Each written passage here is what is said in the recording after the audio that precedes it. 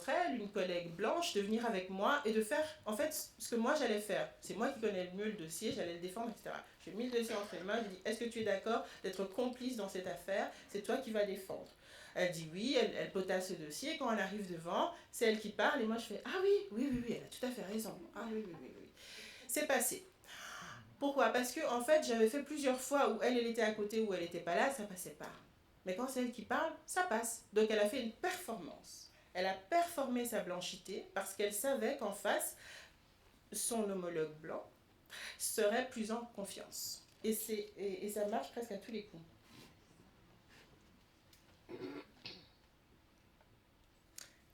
Casser la white connection. Le 13 là.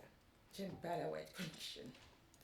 C'est un peu la solidarité blanche, c'est-à-dire, par exemple, un collègue fait une blague raciste, vous défendez le collègue alors que vous savez quelque part que c'est limite, quoi. Mais vous restez quand même du côté du collègue, ou vous dites rien, mais qui ne dit mot.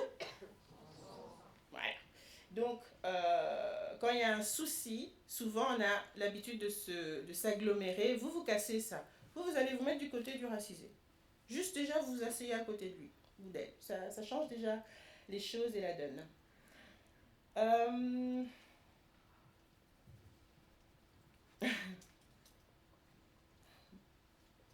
Je rigole en relisant ce que j'ai écrit. Ah oui, ça peut être intéressant de se spécialiser dans une forme particulière de racisme. Souvent, on veut tout faire. Et chaque histoire de groupe racisé est différente, etc. Donc c'est bien de commencer par des spécialisations pour après ouvrir et ne pas vouloir dès le début tout faire.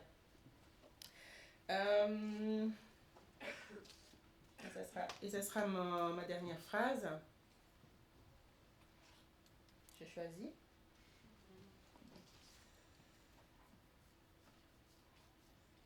Ah oui. Ne vous transformez pas en nous. Je sais que c'est bizarre. Mais si vous avez le temps, vous tapez Rachel Dolezal. C'est une Américaine blanche qui s'est fait passer pendant des années pour une femme noire. En faisant des tresses, en crispant ses cheveux, en se bronzant, etc. Et en épousant des hommes noirs pour avoir des enfants métis. Elle s'est fait passer pour noire et elle a été présidente d'une association de lutte contre le racisme envers les Afro-Américains pendant des années. Il y a un reportage sur elle sur Netflix, très édifiant. Et si c'était la seule, on pourrait dire oui voilà c'est exceptionnel, mais c'est pas du tout la seule. Au Canada, dernièrement, il y a une personne qui a proposé de brûler les livres racistes, Tintin au Congo, Astérix, etc. Sans revenir sur est-ce que c'est bien ou pas de le faire. Eh bien la personne qui l'a proposé, on s'est rendu compte qu'elle s'est fait passer pendant des années aussi pour présider une institution de lutte contre le racisme. Elle s'est fait passer pour les premiers peuples. On dit premiers peuples, mais souvent on dit aborigènes, indiens d'Amérique, etc. Elle s'est fait passer pour eux pendant des années aussi. Et il y a plein d'exemples comme ça. Et il y a aussi d'autres types d'exemples. Par exemple, la question du... Moi, j'ai eu une collègue qui signait, donc elle était blanche, et elle signait mon nom, en fait, sur les mails pour montrer que c'était une association de noirs. Donc elle voulait bien faire. Elle voulait pas blanchir l'association, elle voulait bien faire. Moi je dis non, ne te fais pas passer par nous, signe bien ton nom et après tu mets BAMCO, association de ceci, de cela. Donc c'est un peu subtil, mais c'est le prolongement, si vous voulez, du blackface, du déguisement en noir. C'est le prolongement de ça pour se faire bien voir ou pour plein de bonnes ou de mauvaises raisons. Mais vraiment, ça c'est quelque chose, c'est un peu ma limite, moi.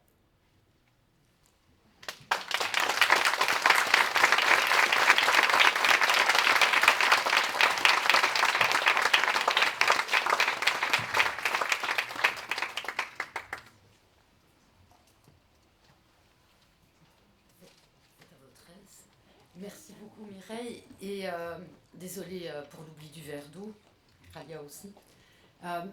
On vous enverra bien entendu le PowerPoint, ça c'est promis.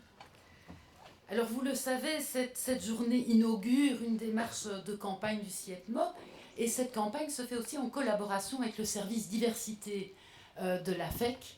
Et Nicole, je ne pense pas me tromper en me disant que le flyer de cette campagne se trouve dans la farde des participants. Donc vous pourrez les retrouver.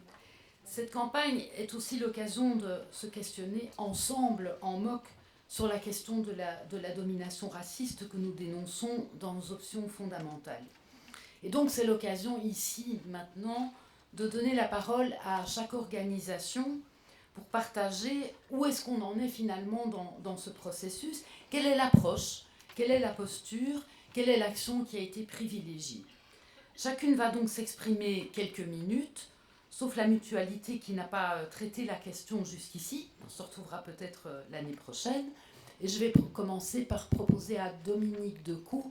Je suis vraiment désolée, mais en fait, ici, on ne vous voit pas bien. En fait. Ah, elle est là. À Dominique Decoux, secrétaire général du MOC, de proposer bien l'approche que le MOC a choisie. Bonjour à toutes et tous, pour qui, un certain nombre d'entre vous, je vous vois pour la première fois en vrai, donc c'est aussi un plaisir dans cet après-confinement qui commence.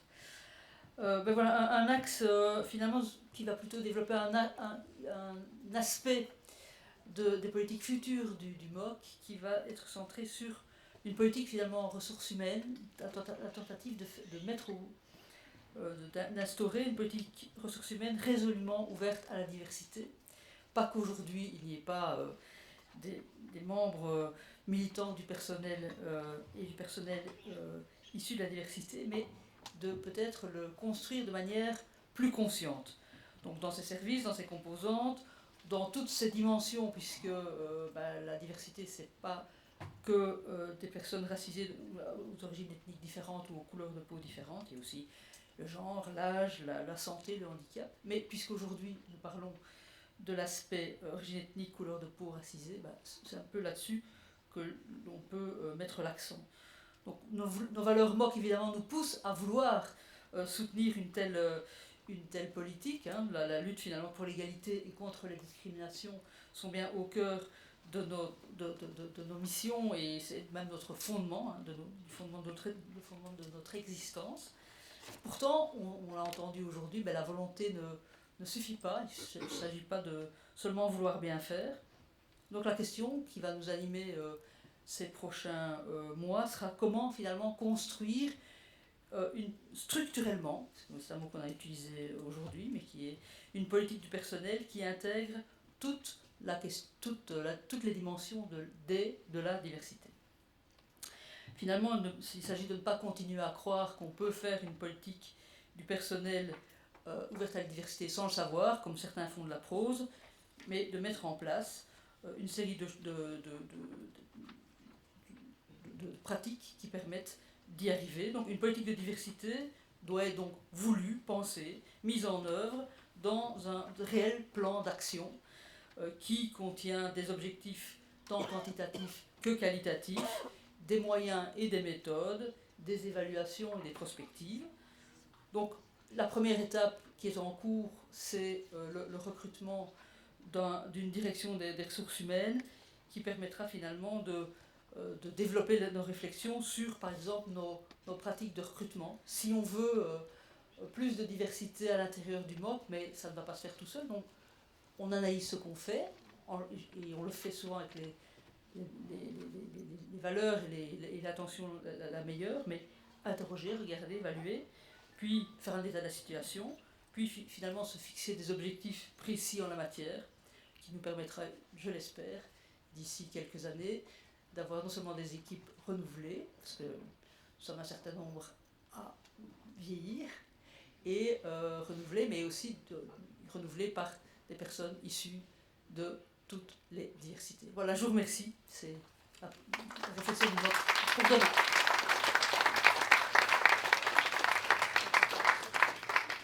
Merci Dominique. La personne suivante que nous allons entendre n'a pas pu nous rejoindre, mais elle a préparé son intervention. Il s'agit de Anne Léonard. Anne Léonard est secrétaire nationale de la CSC, et donc c'est au nom évidemment de son organisation qu'elle s'exprime.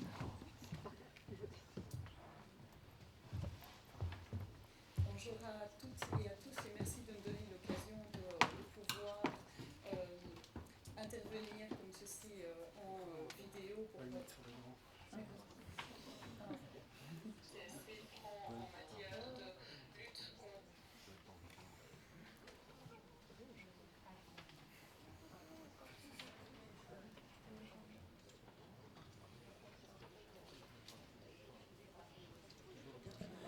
Heureusement, il y a quelqu'un en vidéo.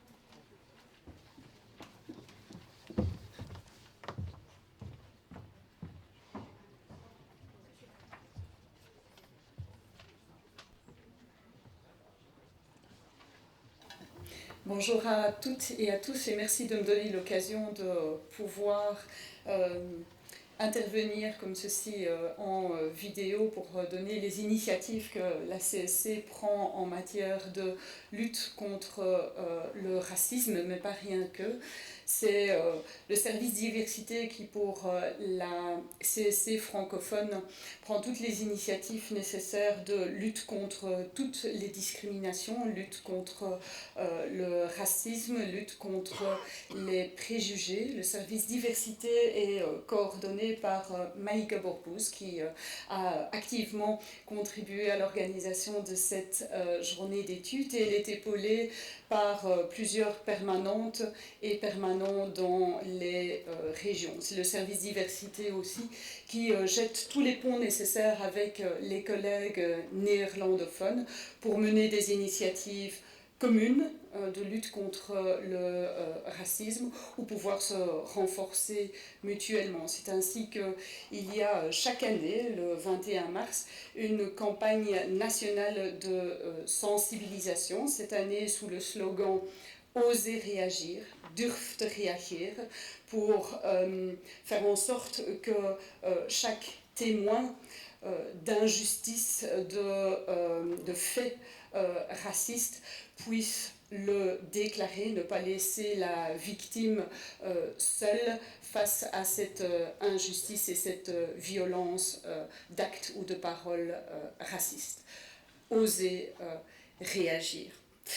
Évidemment, depuis plusieurs années, le service diversité outille nos permanents, nos délégués, créer des outils vidéo de formation très pratico-pratiques, très pédagogiques, parce que c'est en venant avec du concret que les militants au mieux ont réellement l'envie de s'emparer de la thématique dans leur entreprise ou dans leur secteur. Nous les encourageons évidemment. Vous connaissez l'outil La valise des migrants qui retrace le vécu de 5 migrants. Cette valise peut faire le tour de nombreux secteurs et nombreuses entreprises pour que les délégués puissent prendre des initiatives à leur niveau en matière de lutte contre le racisme. Ces outils permettent réellement de pouvoir ancrer dans le temps un changement de mentalité et c'est à partir d'outils très concrets que nous pouvons évidemment aussi en parler avec les militants. Évidemment, à la CSC, comme dans toutes nos organisations, la solidarité, la justice sont au cœur de nos valeurs. Et donc, nous voulons aussi, c'est développer l'esprit critique face aux discours clivants, extrémistes. Et donc, avec la CSC Migrants, nous le faisons en pouvant traiter des enjeux sur la migration. Nous développons l'action collective au départ des travailleurs sans papier notamment, parce que c'est en pouvant recréer la solidarité entre les travailleurs, en pouvant travailler sur la lutte contre le dumping social, l'exploitation des travailleurs avec ou sans papier que nous recréerons cette solidarité nécessaire entre les travailleurs et que nous pouvons alors dès lors aussi ancrer dans le temps notre travail sur la lutte contre le racisme. L'année prochaine, le 21 mars 2022, nouvelle campagne de sensibilisation, mais aussi d'action très concrète dans